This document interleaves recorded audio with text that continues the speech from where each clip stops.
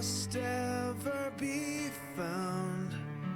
Could a garden come up from this ground at all?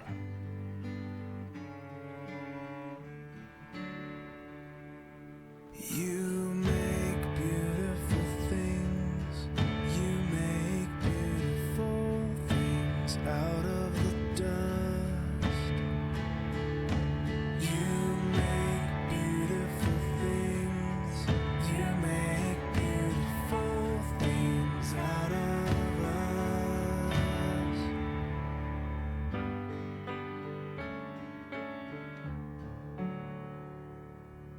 All around, hope is springing up from this old ground.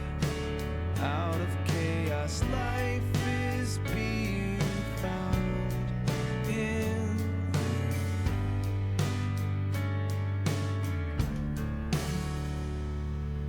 you. You make beautiful things. You make beautiful things out of the dust.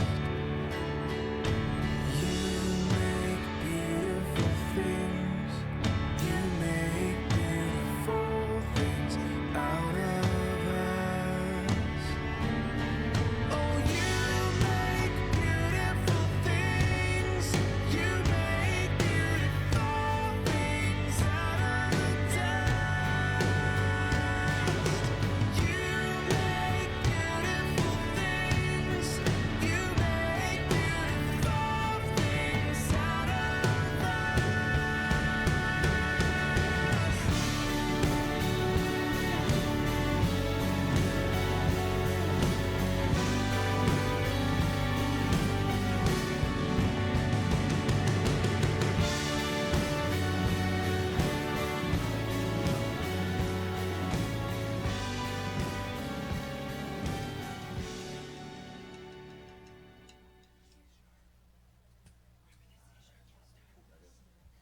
Think so? Hey, good morning, everyone. Let's stand and let's give God praise because He is good.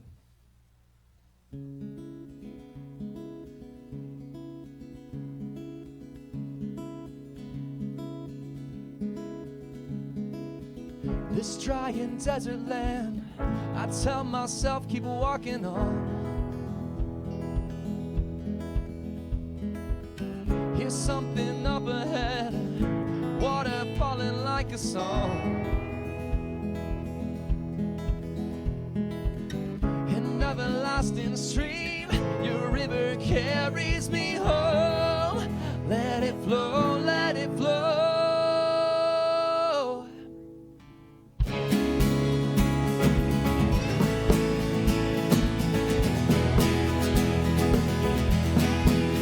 All my fountains,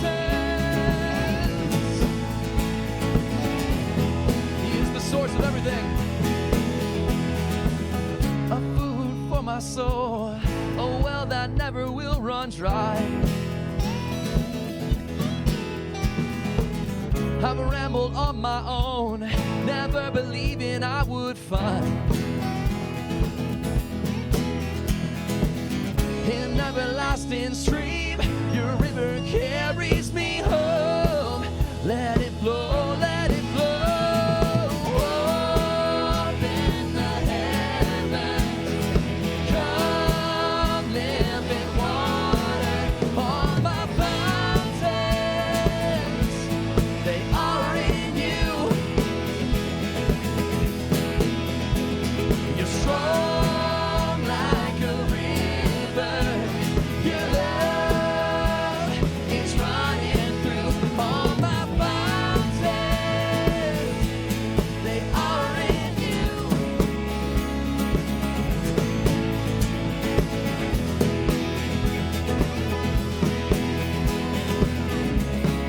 He is everything we need.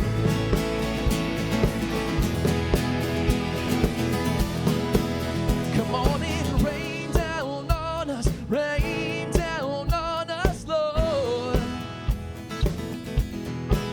Come on and rain down on us, rain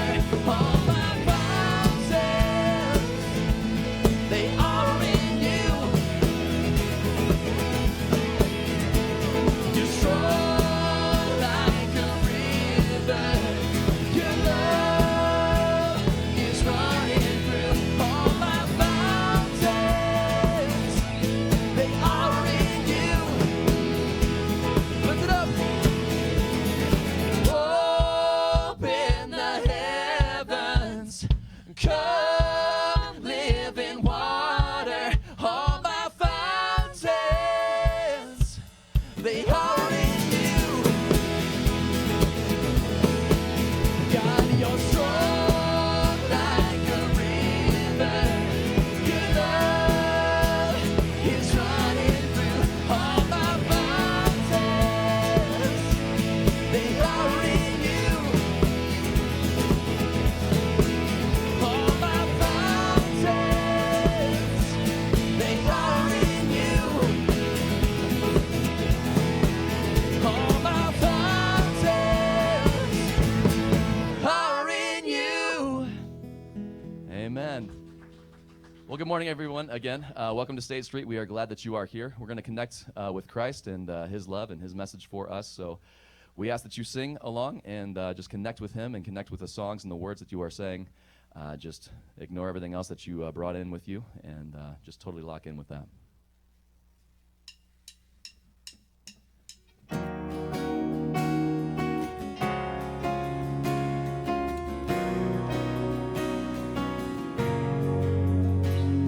Just really soak in His thoughts. His love pursued you.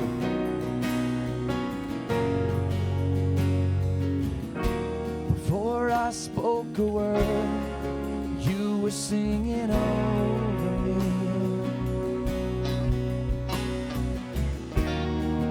You have been so, so good to me.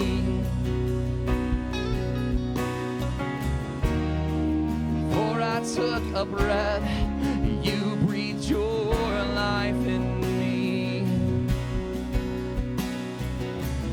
God, you have been so, so kind to me. And oh, the overwhelming, never-ending, reckless love of God. And so it chases me down, fights till I'm found, leaves the 99. No, I couldn't earn it, and I don't deserve it, but still you give yourself away. And oh, the overwhelming, never-ending, reckless love of God. Yeah. He freely gives himself away. It doesn't matter who you are. Totally unearned.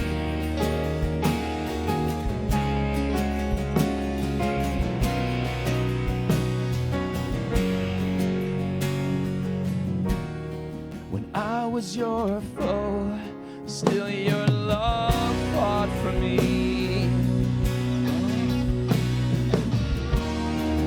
You have been so, so good to me. When I felt no worth, God, you paid it all for me. Yes, you have been so, so kind to me. And so the overwhelming, never-ending, reckless love of God. Oh, it chases me down, fights till I'm found, leaves the 99. I couldn't earn it, and I don't deserve it, but still you give yourself away. Oh, the overwhelming, never-ending, reckless love of God. Yeah.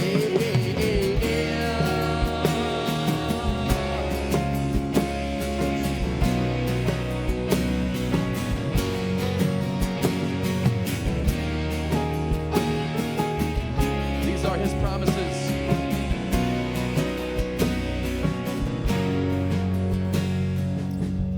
There's no shadow you won't light up, mountain you won't climb up, coming after me. There's no wall you won't kick down or lie you won't tear down coming after me. Believe that. There's no shadow you won't light up or mountain you won't climb up coming after me. There's no wall you won't kick down or lie you won't tear down coming after me. There's no shadow you won't light up or mountain you won't climb up coming after me. There's no wall you won't kick down or lie you won't tear down coming after me. There's no shadow you won't light up or mountain you won't climb up coming after me. There's no wall you won't kick down or lie you won't tear down coming after me. Oh, the overwhelming, never-ending, reckless love of God. Oh, it chases me down, bites till I'm found, leaves the 99. I couldn't earn it, and I don't deserve it, but still you give yourself away. The overwhelming, never-ending, reckless love of God.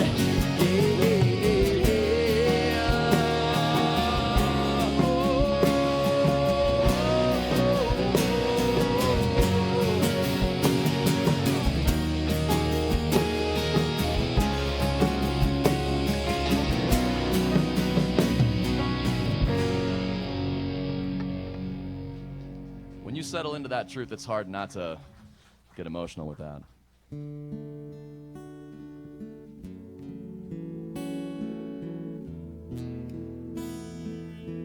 Let these songs be more than just words.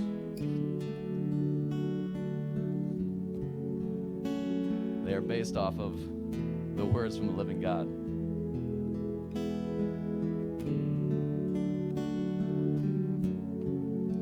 Let this be our response to Him. You give life, and you are love. You bring light to the darkness. You give hope. You restore every heart that is broken. Lift it up. Great are you, Lord. It's your breath in our lungs, so we pour out our praise. We pour out our praise. It's your breath in our lungs, so we pour out our praise to you only. We are only here for a season. Let's give it up to Him. You give life, and you are love. You bring light to the darkness. You give hope, and you restore every heart that is broken. And great are you, Lord. It's your breath in our lungs, so we pour out our praise. We pour out our praise. It's your breath in our lungs, so we pour out our praise to you only. It's your breath in our lungs, so we pour out our praise. We pour out our praise.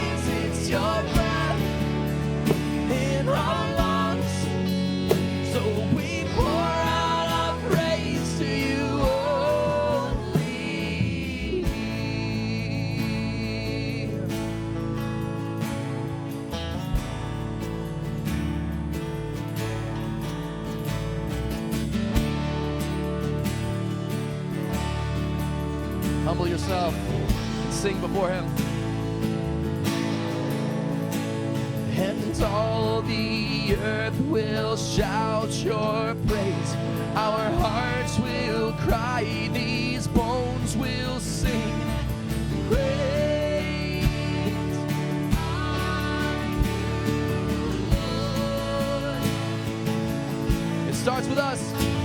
And all the earth will shout your praise. Our hearts will cry, these bones will sing. Sing it. Great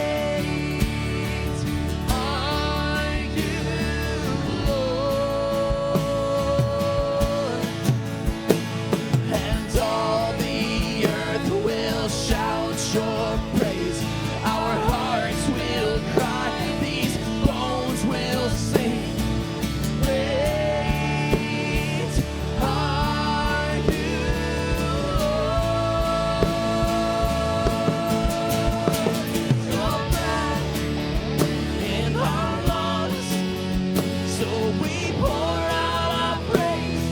We pour out our praise. It's your breath in our lungs, so we pour out our praise to you only. It's your breath in our lungs, so we pour out our praise.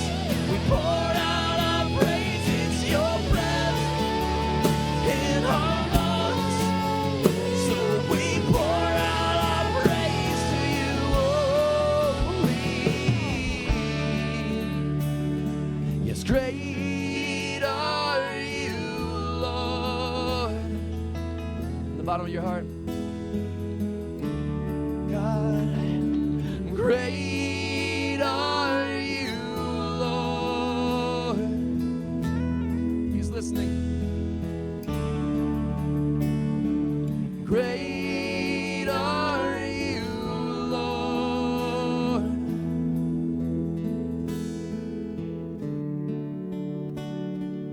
Great are you, Lord.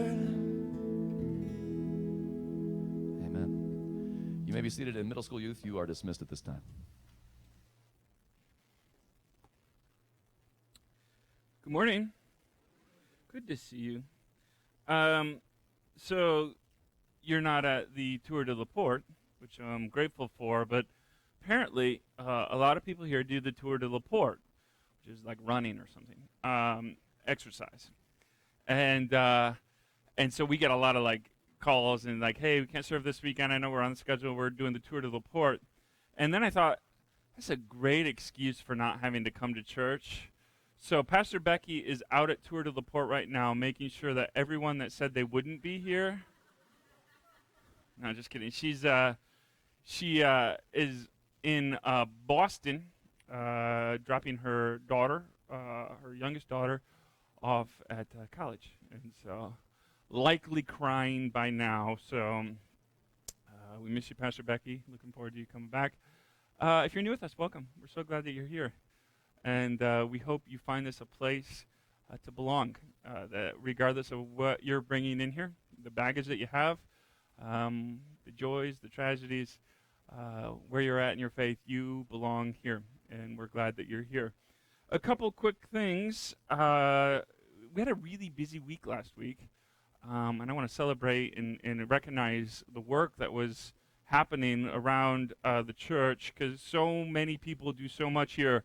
And every week that we often just kind of go on to the next thing. But if you were here on Friday night, we had our discussion over dinner with Mayor Mark Krentz and his wife Laura Krentz, and we had a great time talking about the future of LaPorte and what's happening, and the kind of updating us on some projects. I really enjoyed it. You can podcast this. We'll probably get the podcast up tomorrow or Tuesday. You can already go, though, to the Facebook page and stream it, or our YouTube page and stream it as well. It's really fascinating to hear kind of how Mayor Krentz became mayor. He got caucused in. He didn't run for mayor in a regular election. He got caucused in, and why he's not running again for re-election. We talk about what to do if you have a problem in the city. Diane Carpenter, what are you supposed to do if you call him? That's right. Give him a call, and he would love to help whatever your problem is.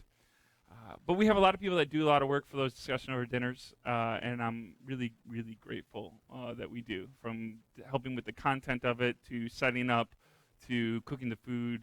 Thank you so much for investing into these conversations. Also, this last week we did quite a bit of work over at the Brighton Street Green Space. This is over on the corner of Pulaski and Brighton Street. This is our new project. It's going to be like $1 million investment, which we didn't know starting it. But, you know, we're the type that runs into the fire and says, somebody should have brought water. But we're going to still put it out. But Neil, that's actually Neil in the backhoe there. You probably can't see him. But we had a couple different people helping him this week, including we had Rich Siri and Marty Brennan there this week helping. And we had Stephen Sawaya helping. And we are getting up, you probably can't see it really well here, but these grade lines here will be formed this week. And we are putting concrete garden boxes in this project. Yeah, that's what you get when your project manager is a former concrete person. But so they're going to be permanent. The thing that we do with our projects, because we do so many things here in the community, at State Street and the PAC Center, these kind of things, is we place a premium on maintenance. That we want maintenance to be minimal, because that's where you end up spending a lot of time kind of volunteering, is fixing things and maintaining things. So we try to do as many permanent things as possible so that maintenance is kind of lower. And so it's a little more expensive to put the concrete in, though we got a great deal, and it's going to look really great. A lot of people ask, when's this going to be open? It's coming. We have the Education Resource Center, which is our place for kind of STEM education, but also meeting places and stuff like that, is almost done. All the plumbing's in, the bathroom's done, the kitchenette's done, these kind of things. We still have to finish the fireplace in there. It's going to have a fireplace. It's going to be beautiful.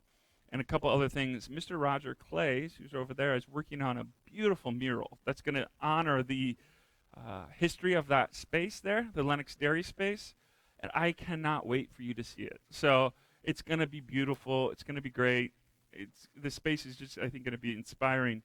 But it's not done yet. It will be done hopefully soon. The goal is obviously to have everything ready to plant and go by next spring. That doesn't mean we're going to have the whole location done, but we will have the garden boxes going and the Education Resource Center ready to work. We still have to raise some money for a pavilion and for a barn. One of the things that we decided to do is not just do gardening out here in this green space. We're also going to do, Dr. Ben Mannix is retiring, so anytime you retire around here, that means you go to work for me. So he's a woodworker, and he likes to use hand tools and things like that. And so we're going to do for our middle school kids that graduate out of our garden club and things like that, we're going to do essentially a class and time to learn about tools and to build things with their hands and learn how to use a saw and a hammer. And these are really important. Not everybody learns these things, and we think it's vital to mentor community members in how to garden, how to build, and how to, more importantly, be a part of a community. And so we'll continue to update you on how that goes. It's continuing. We're raising funds for it still, and it's coming along pretty well. Also, this last Wednesday, as if these two things weren't enough, we had our preschool open house. Miss Kathy and Miss Danita and our volunteers helped with the kind of welcoming all of our church or all of our preschool families into the church. And we have another full roster, right? 40 kids, 20 kids in our Tuesday and Thursday class, and 20 kids in our Monday, Wednesday, Friday class.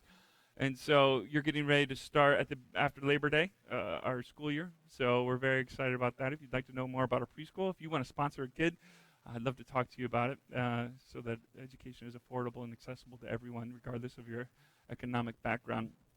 And then finally, last week we had, last Sunday after church, Tasha Gorley started youth group again, student ministry here at State Street. Had a great turnout. So if you would like to be a part of that or know more, if you'd like to volunteer with our students and our youth, we'd love to talk to you about that. So lots of stuff going on here. Lots of stuff will be going on again this next month in September. We have a discussion over dinner with our state rep, Jim Prussell, and so I hope you can put that on your calendar as well. We are in a series talking about parenting, but I had some feedback on this series that people said, "Well, I'm not going to come because I don't have young kids anymore." And that saddens me a little bit because I think we all have influence over children in our life, whether you're a grandparent, an aunt, or uncle, or you just know kids. Most of us know kids. And so this series is really, yes, it's a focus on parenting, and especially those who are parenting kids who are still in your home. But I think we can all kind of glean something from it. Or we can process maybe the parenting that we received as children as well. And we're talking about spirituality. We're talking about how to hopefully demonstrate and model to kids a just and generous faith that maybe needs to be deconstructed less than some of the things that you may have learned, but also models whether or not your kids adhere to the same convictions you do, that will model the convictions in a very real and honest and vulnerable way. And we've been talking that in matters of spirituality, it's far better to compel than to coerce. Unfortunately, we get this wrong, and we force our faith or we force our convictions onto our children because they are very important to us. But if they are important to us, I think a compelled way of living, compelling your kids into these convictions, is a far better way than coercing. If you've ever been told what to believe and how to believe it, and that you need to defend this belief that you don't really have or hold yourself, you know that these aren't really true convictions. They might be confessions for you. You might say you believe it, but they're not convictions. You don't live to it. And so what we're talking about is trying to model and inhabit a faith in such a way that compels, that doesn't need to coerce. That's the goal, is not just to not coerce, but not need to coerce somebody into your faith or somebody into your expression of faith. To compel people in the way that you love, in the way that you seek justice, in the way that you forgive, in the way that you practice mercy and grace. That people are compelled by it. More so than anything, your children and your grandchildren and your nieces and nephews are compelled by your faith because you live it in such beautiful ways. We've been using this text from Philippians kind of as our guiding text because we're asking the questions about what the kids in our lives are receiving from us, right? That your kids don't only just watch you or hear you or see you, they receive things from you, even subconsciously, subtly. The Apostle Paul says in Philippians 4, "Finally, beloved, whatever is true, whatever is honorable, whatever is just, whatever is pure, whatever is pleasing, whatever is commendable, if there's any excellence and if there's anything worthy of praise, think about these things." A great section to remind yourself when you're going through a season of toxicity, a season of trial. Maybe whatever's happened in the world is really challenging you or really trying you and you're getting a little down about it. This is a good kind of reminder to think about what's true, what's honorable, what's just, what is pure, that things can be made right again, that the world isn't all wrong, even though when it feels it's all wrong sometimes. And then the Apostle Paul says, keep on doing the things that you have learned and received and heard and seen in me. And the God of peace will be with you. So we're asking ourselves, what are the people in our lives, especially our children, but others as well, what are they learning from us? What are they receiving from us? What are they hearing from us? And what are they seeing in us? Now, this idea of because I said so is we have this form of currency of language. We want people to listen to us and do what we say. But the way that our kind of minds work, our biological components are, and what makes humanity a little bit different is we don't always do what people say to do, even when we know it's the right thing to do. Kids, right? Sociologists have studied children. And they say that there's this really weird behavior pattern that happens with parents and children. Children can see parents do behaviors that lead to destruction, that are toxic for them, and model those behaviors even when they know that it does not lead to good results. which is very different than like lab rats that learn and say, wait a second, we see what you do. We're not going to do that. We're going to go. Children often repeat the mistakes of their parents and model the behaviors of their parents, even when they know it doesn't receive good results. That's the power and authority a parent wields over their children. Children don't just watch you, they receive from you, they hear you, they see you, they model you. How you deal with life, how you deal with faith, how you deal with disagreements, how you choose to fight with each other, how you choose to love one another, how you choose to prioritize mercy and forgiveness, how you choose to be generous. Some of the most generous people I know are those who are born into families that prioritize generosity. They learned it, they saw it, they received it, they modeled it. What are your children? What are your grandchildren? What are your nieces and nephews seeing and receiving, hearing and learning from you? Is it good? Is it the things that you want? If not, what will you do about it? You and I are teaching our children how to respond to each other, but we're also teaching them how to respond to God, how to look at holiness, how to look at the mystery of life, how to value differences. It's hard to be a kid. It's really hard.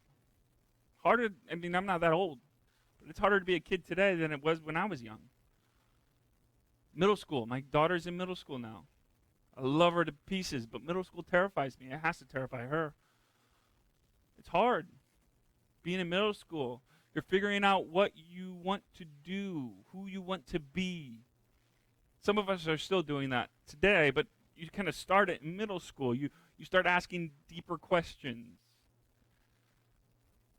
And I think because so many kids become a little more self-aware in middle school, they feel vulnerable, and so their vulnerabilities then manifest themselves in ways that I don't want you to focus on my vulnerabilities, so let's focus on yours, which can be a form of bullying. Middle school's hard. Those of you that are middle school educators, God bless you. You are on the path to sainthood. It's hard. There are a lot of challenges today for middle schoolers, but for all of us, but for kids today, that's hard. We live in an opulent time. We live with a lot of good things, a lot of benefits, but we also live with the harshness of, let's say, materialism. I remember being younger, and back in the 90s, the good days, and the Bulls were winning championships, and they had the Reeboks were making these shoes that I don't know, you might not remember them, but they had a thing in them. They blew up. Do you guys remember these shoes? Yeah? Anybody have them? No? I wanted them. Shan had them. I wanted them. And my mom knew I wanted them. We were getting school clothes, and I remember buying my first pair of Nikes after I had my first job, because my mom would not buy me Nikes. And we went to Payless. And fortunately, Payless had these shoes. Now, they weren't as good as the Reeboks, but they did have the pump-up thing in them. And they were probably named after some, second-team player on some NBA team. I don't know. But like Dikembe Mutombos or something. And she got it for me, and I was so glad. I loved them. They were obviously cheaper than regular, but they had the thing, and I wanted them so badly. But I got to school, and I was reminded by some friends that those aren't the real ones. And what turned from excitement into this vulnerability, because we didn't have the money to buy the real ones. And kids can often point out the differences in ways that feel more hurtful than helpful. Materialism. What do you mean you don't have an iPhone X? You're in 3rd grade. How dare you? My kids have the hand-me-downs from the hand-me-downs from the hand-me-downs, and you know what? They're happy with them. Materialism is hard. It's hard. You can focus on what you don't have. And we have so much. Cynicism is hard for teenagers and kids. They can become cynical at young ages. And I believe cynicism is often a learned behavior. It's a learned demonstration, a learned expression from those in authority over them. They learn how to deal with disappointment because they see others become cynical in disappointment. Adults in their life become cynical in disappointment, so then they become cynical as well in childhood. And that's how their response to difficult situations and tragedies is not hopeful, but cynicism. The fear of the other, we see this. Fear of difference in children. They have a different background. They are different economically, racially, culturally. Different parents. There's that fear of the other. Loss of hope. I was amazed when I was becoming more involved in the school system at Riley Elementary, how many kids, part of the challenge for the teachers, for the educators, and for the counselors is helping kids have hope again, knowing that they are not the product of the worst thing they've done. A good friend of mine, and already put on the list, as they said, and they were already made to feel like less than. Loss of hope. What's the point of trying? I can't make anybody happy anyway. I've already learned that in 3rd or 4th or 5th grade. Imagine what will happen when they become adults. Self-absorption.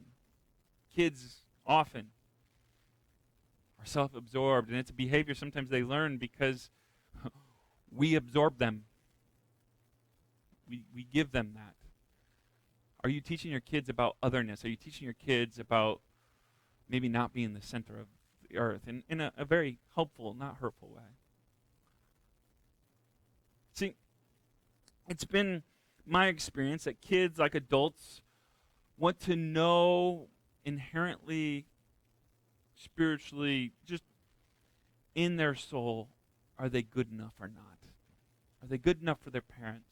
Are they good enough for their educators? Are they good enough for their grandparents? Are they good enough for their friends? It's the thing that we're all struggling with. Are we good enough? Are we good enough to be loved? Are we good enough to be liked? Am I funny enough? Am I kind enough? Do I bring enough to the world? Am I good enough? It's a fundamental question of identity, right? Am I good enough? Who am I? And I can tell you this, the first place that kids learn to wrestle with that question is the context of their family. Who are they?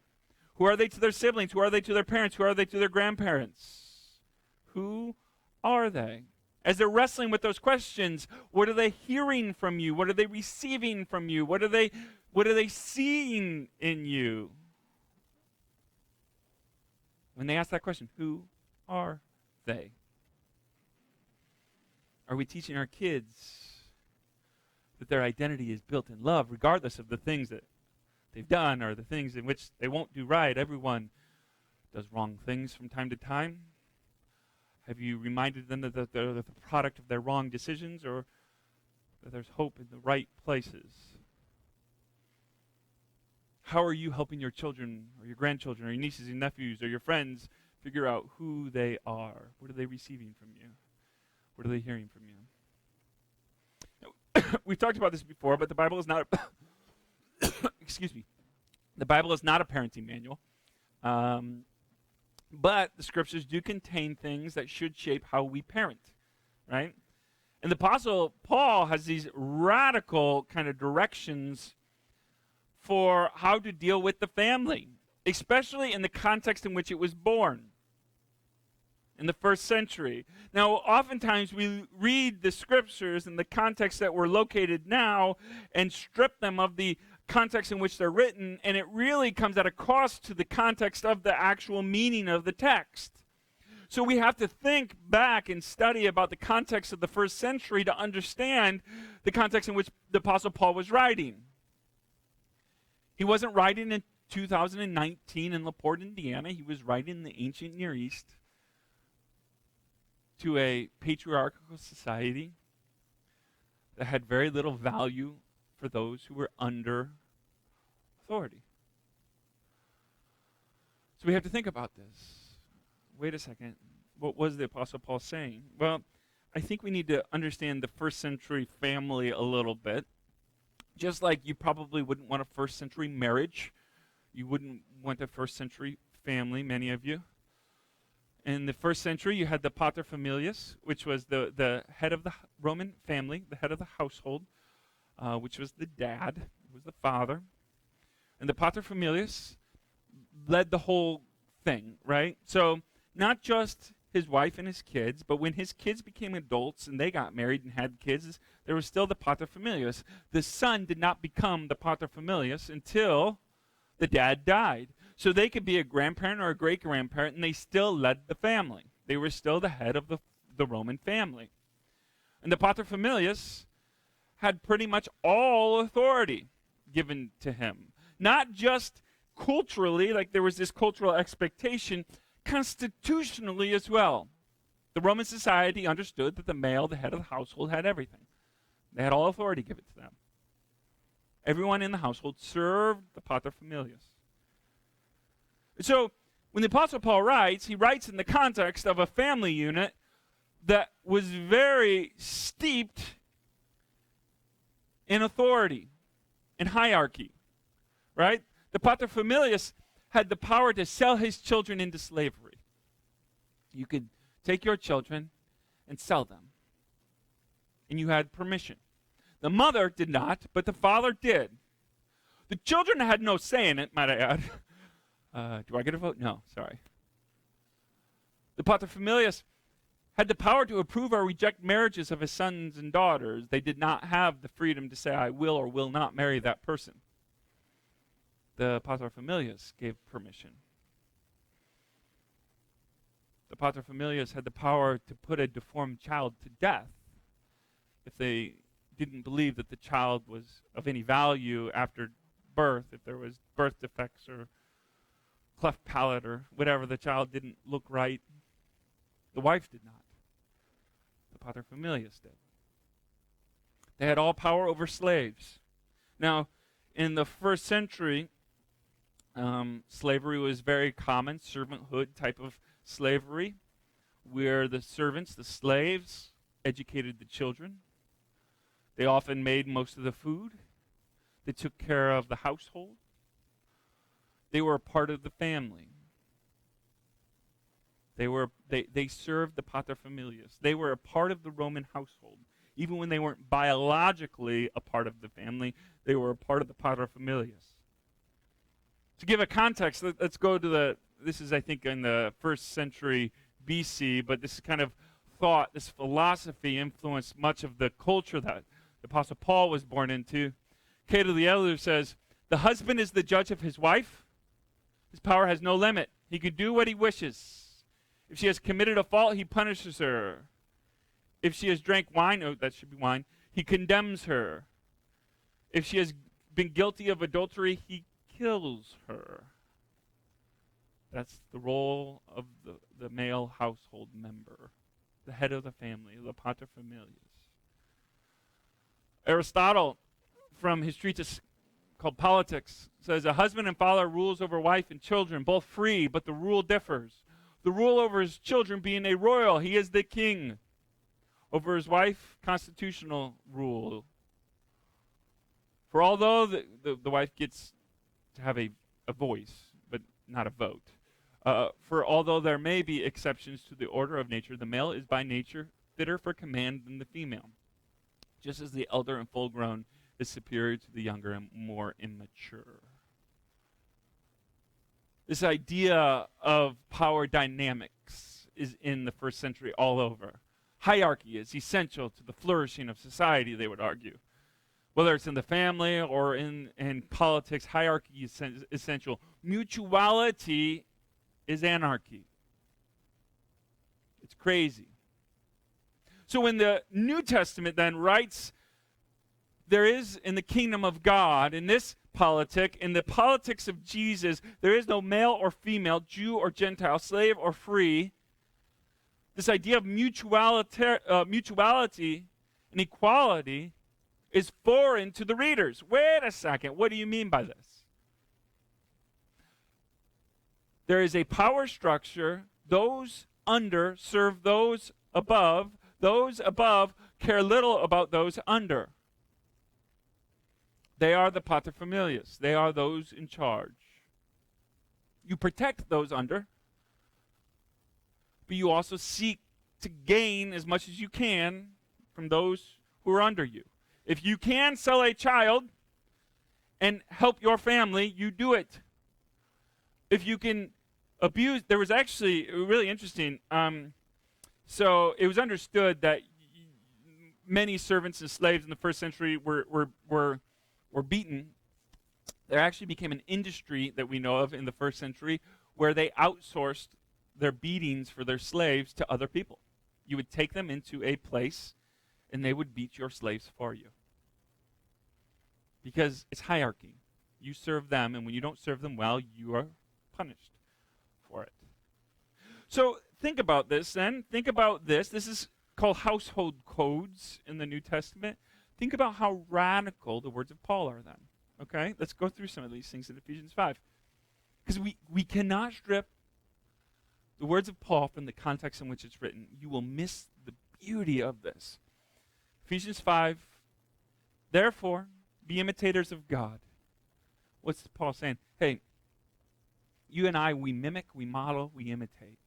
We look at others, we look at those in authority, we look at others who we perceive doing it right, and we do those things. The Apostle Paul says, so what I think you ought to do as those who are in Christ ought to imitate God, not be imitators of Caesar. Don't be imitators of Rome. Don't be imitators of your current power dynamics, of your current power structures. Instead, be imitators of God as beloved children. And live in love. As Christ loved us and gave himself up for us, a fragrant offering and sacrifice to God. Now, the Apostle Paul is building this power dynamic that's flipped upside down. Again, Paul affirms, and the early church would know, that Jesus ascended after the resurrection, and he appeared to his disciples. He ascends to the right hand of the Father. He is in authority over all creation, but the one in authority did not take, he gave. So the Apostle Paul says, as those in authority, don't take, give. As the one in authority over you, Jesus does for you. Don't seek to lord over, seek to love. Be imitators of God. Have your power dynamics, even though God and Jesus is in authority over, Jesus seeks to love, seeks to give, seeks to sacrifice for his creation. Does not lord over authority, but invites into. Seek to model that type of power dynamics that is a sacrificial, life-giving role instead of a life-taking role. Ephesians 5, then, the Apostle Paul goes on a couple verses later to talk about this power dynamics a little bit more, which is very odd. Be subject to one another out of reverence for Christ. Subjection to one another in community. This is mutuality. This is foreign to the first century. What do you mean, be subject to one another? That's anarchy. Be subject to one another. And then it goes on to talk a little bit about husbands and wives, and gives these what we would see maybe even ancient and almost antiquated views of marriage, but in that day was radical, because it had a form of mutuality to it. The wife actually is concerned for the husband, and the husband's concerned for the wife, emotionally, mentally, spiritually, physically, because you're subject to one another out of your reverence for Jesus, not because the culture demands it, but because you revered Jesus, who gives of himself and invites you to do the same. Those in power give of themselves for others out of reverence for Jesus, because it's the better way of being in this world. So then we get to the point where the Apostle Paul talks about children. A couple verses later. And it says, children, obey your parents in the Lord, For this is right. Children, love your parents. Listen to them. Obey them. Don't fight with them. For this is good, this is right, this is holy to do that. As Deuteronomy and Exodus, there's sections in the Old Testament that say the same verse, honor your father and mother. Honor them. This is the first commandment with the promise. Honor them so that it is actually transactional, so that it may be well with you and you may live long on the earth. Honor your father and mother. But it's not just the dynamics of those who are under, actually talks about the dynamics of those who are over. Fathers, wait a second, what do you mean? Those in authority don't have to do anything, right? No. In the economy of Christ, those in authority actually have to do more. Fathers, do not provoke your children to anger. Now again, you might kind of take this just like in the scriptures where it says brothers and it means brothers and sisters because that's the way the New Testament Greek is written. You can say parents, and parents, do not provoke your children to anger, but bring them up in the discipline and instruction of the Lord.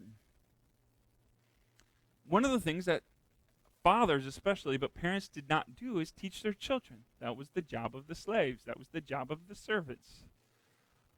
But they say, actually, I want you to do it. I want you to model the ways of Jesus. I want you to do this. There's a transfer of power, right? These are household codes that are concerned with how those in power treat those without. And there's this transfer. Those who have power give to those, consider those who do not. This is the biblical witness, right? There's a strong theme throughout all of the scriptures where the power from the strong is given to the weak. The power from, or the poor will be made rich. Those who are hungry will be well fed. Those who are oppressed will have a home. And there's this power dynamics all from the Old Testament to the New Testament that those who are weak and under and not well served will be served well in God. And then the scriptures invite us then to be imitators of God, to live in such a way where those power dynamics are made manifest in your life. And you do this with your children by not provoking them to anger, but by demonstrating the ways of Jesus. See, kids want to know if they're good enough or not. That's fundamentally a question of identity. Is our style of parenting, is the way in which we parent, is it a power dynamic type of relationship that leads to more provocation than it does to love? Do your kids know, your adult kids, your children, do the people, do your grandkids, do your nieces and nephews know how much they are valued by you?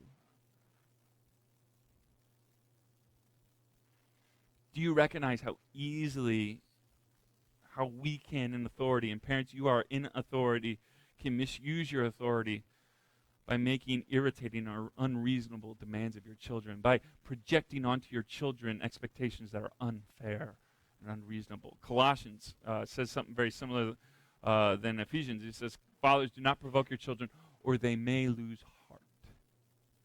They may lose heart. Have you seen a kid lose heart? It's educators, I know you all have. It's the most heartbreaking thing to see a kid lose heart. How are our kids losing heart in our community? How are they losing heart in our families? How are they losing heart in our church? And provocation, what does that look like? It often stems from our own expectation and our desire to control. Because if we can control and manage our kids and get them to a place that we think is ultimately the best place for them, then we feel like we've succeeded, but we don't often offer them a voice or a chance to speak. We want them to be their sister or their brother instead, and they know it. We want them to do better academically, not because we believe they have the potential, but because it might embarrass us for how they are performing. We want them to be better athletically because we were better athletically, and come on. I was surprised at how many parents would just get on their kids when I was coaching Little League, and the game of baseball is supposed to be fun for a 9 or 10-year-old, but they would provoke their children. Their kids would be disheartened because they knew they disappointed their parents. See, I believe this to be true, that children, your kids, are formed more fully by how you deal with their disappointments and how you deal with their failures than how you deal with their successes. They expect praise in their successes. How are you dealing with their failures is the question for them.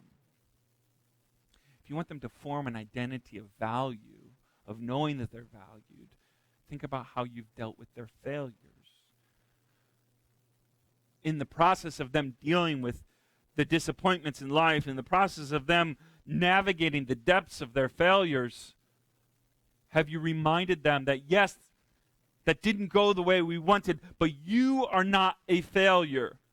You may have failed in this instance, but you are not a failure. And that life is a brick by brick process where we build something beautiful. We don't do it in one decision. We do it by decision, by decision, by decision. Sometimes we fail, sometimes we succeed.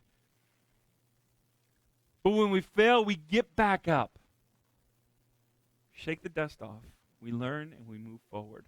Are your children, your grandkids learning from you how to deal with their mistakes in helpful and holy ways? Are you giving your kids your attention? Do they only get your attention when they do something wrong? Unconditional love is the greatest gift you can offer anybody. The greatest gift you can offer your spouse, your pastor, your friends, your kids. Unconditional love. But I think oftentimes that looks in ways that we don't think. You know how kids often receive unconditional love? Is when you take time to notice them. When you take time to listen to them. To be interested in what they're interested in. My son loves Pokemon. I don't get it. Not at all. Like, literally don't get it. I'm trying to learn. I don't understand it. And I'm going to be honest with you. Is Finn in here? No? Okay. I don't care. He cares. He cares. And he wants me to care. So I'm going to try to care. Because I care about him. And I know that he cares if I care. I don't want him to lose heart. Have you sought to understand your children and their world that they're in? Even when you disagree or even when you don't understand them, seek to listen and learn. Are you reminding your child that they are good enough for you? Regardless of what they've done, regardless of where they are good enough for you. Not for who they will become, but for who they are today. Listen here. The way we treat our children is an extension of how we should treat all people. With love, grace, and mutual respect. Love your kids. Serve your kids. Show them what real Christ-like imitation of leadership looks like. By listening, by learning. Not provoking, but compelling. How are your kids losing heart? In this time of Eucharist, we're going to ask that question as we kind of focus on Jesus. But maybe you have to ask first is, how are you losing heart? Are you projecting that onto your kids? Are your kids picking up your cynicism, your negativity, because they're finding it in you? And again, it's hard. Life can be hard. But maybe before we worry about giving to our kids, we have to worry and think more about receiving from God. Receiving love, receiving grace, receiving forgiveness, receiving hope. So that we can, maybe we're just like a starving baker, where we've baked a lot of bread, but we haven't stopped to eat it in a while, and we're just starving. Maybe you need to take a season and a moment in this time to eat, to think, to pray, to ask, to receive from God life, hope, joy for the moments we have, for the children in our life, for the family we have, as imperfect as they are. It's what we've been given. So we use this Eucharist time, and we invite you to the tables. Whether you're new with us or not, we invite you to the tables of Jesus. We use this time to reflect over the lives that we've chose to live. Have we maybe chose a path of hate over love? Maybe we chose the path of judgment over mercy. Maybe we, with the best intentions, ended up provoking our kids and discouraging and disheartening them instead of spurring them on to love and justice and encouragement. We ask for forgiveness. We ask that God fill our hearts and our minds with his love and hope so that we can go out and demonstrate it likewise to the world around us. Because in the economy of Christ, it's better to give than to receive. So will you pray the Lord's Prayer with me? Our Father in heaven, hallowed be your name. Your kingdom come, your will be done, on earth as it is in heaven. Give us this day our daily bread, and forgive us our debts as we also have forgiven our debtors. And lead us not into temptation, but deliver us from evil. Amen. The tables of Christ are open.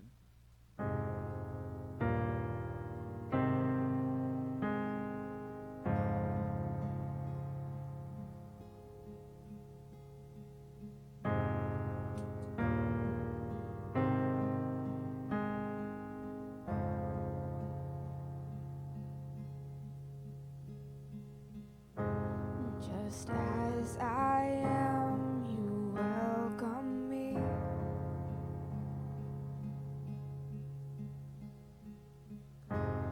With open arms, how can this be?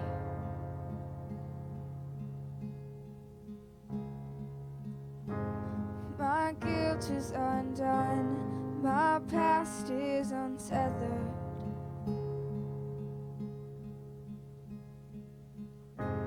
I leave it behind and run to my Father. There is no disappointment in your eyes. There is no shame, there is only pride. I am loved, Father, I'm loved by you.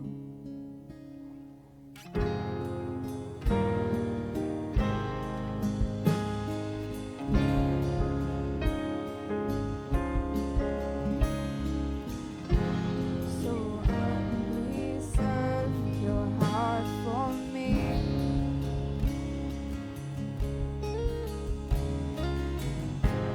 My fear is gone, I am set free.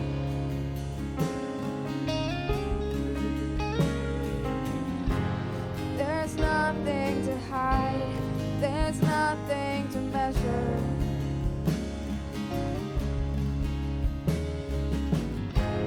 'Cause I am your child, that's all that matters.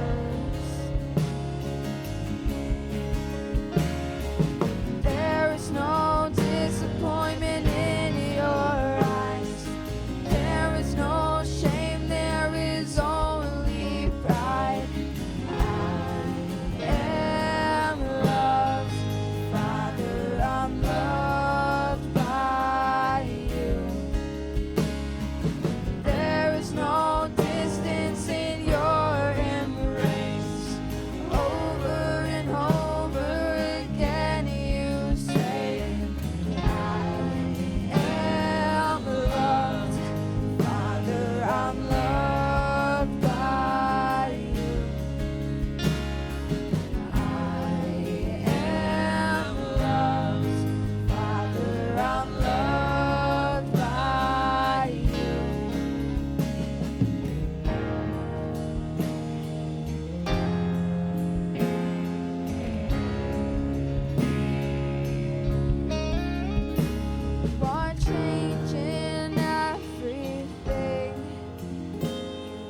changing everything.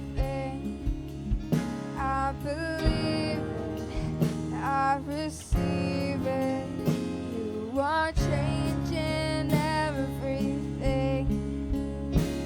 You are changing everything. You are changing everything. I believe it, I receive it. You are changing everything. You are changing everything. You are changing everything. I believe it, I receive it. You are changing everything. I believe it, I receive it. You are changing everything. Oh,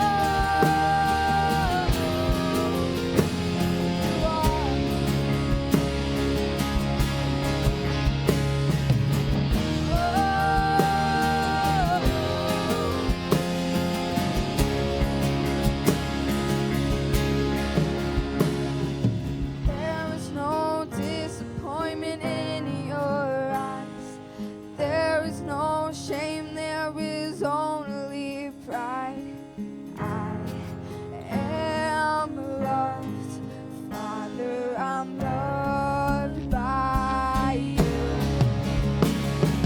There is no distance in your embrace. Over and over again you say, I am loved, Father, I'm loved by you. I am loved, Father, I'm loved by you. I am loved, Father, I'm loved by you.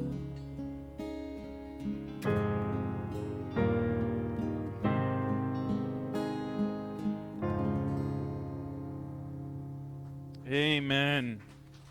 Will you please stand up before we dismiss? Hey, I want to remind you again the truth of that song, You Are Loved by God.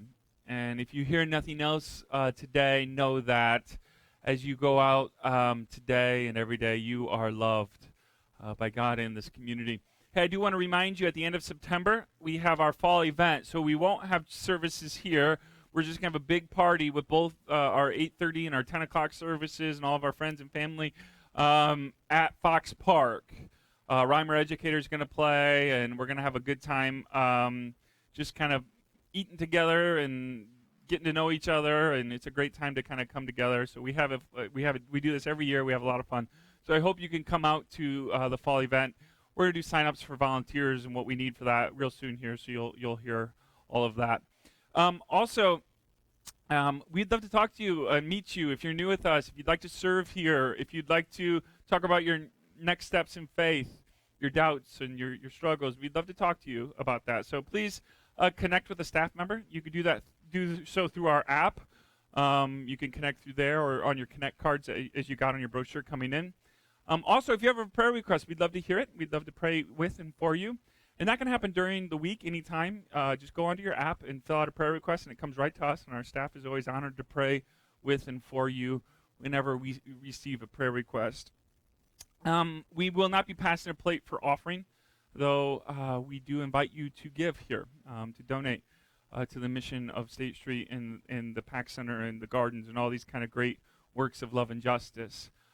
In whatever way you can. And we know people are at different places economically, but we believe that when we all come together, beautiful things can happen. So if you'd like to give here and donate to this work, you can give in the giving boxes in the foyer, or you can go online to statestreet.tv to our website, and you can set up an online giving account, and that's what about 70 to 80% of you do. You can do it, to where it's set up to do weekly or monthly or bi-weekly or the 18th of the month or whatever you want. You can also do that through our app if you'd like. And every donation matters. It counts. And so even if it's little or it's a lot. Every donation matters to the mission of this place. So thank you to those who are funding and donating to this mission. We're grateful for you. So this week and every week, know that you're loved by God. Maybe this week, the thing that you can do, instead of asking your kids to imitate you, like I asked you to do a couple weeks ago, is remind your kids that they are loved, not for who they think they need to be in your life, but for who they are. They're loved by you. Even if they're adults, as they figure out their identity, let it be an identity that knows that their parents love them, that their grandparents love them, that their aunts and uncles love them. So go out in the love of the Father, in the peace of His Son, Jesus Christ, in the movement of the Holy Spirit. You are dismissed. Peace be with you.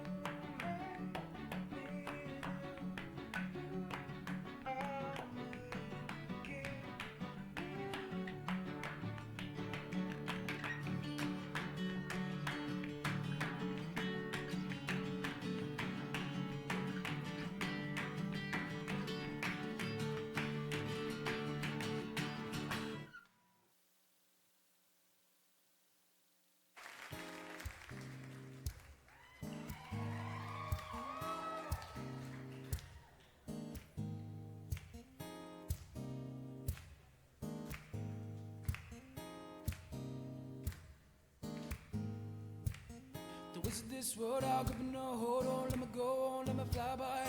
Sticking it so down on my soul, cause I know what I need in my life. Don't let me lose my sight of you, and don't let me lose my sight. And I don't wanna fall away from you. And gravity has pulled on me on down. And I don't wanna fall away from you. And gravity has pulled on me to the ground.